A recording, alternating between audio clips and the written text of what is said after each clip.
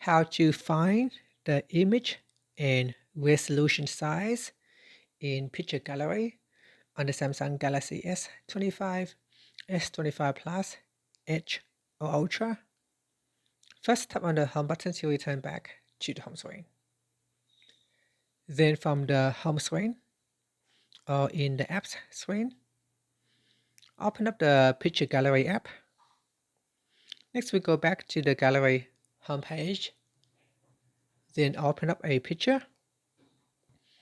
Now from here, tap on the more button. Then we tap on details. After that, we scroll down, and in here, it will give you the size of an image, and it will also give you the picture resolution size.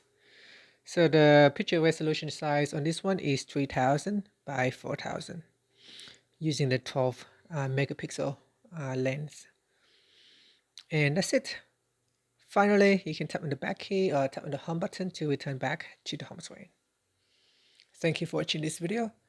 If you find it helpful, please like and subscribe to my channel for more videos.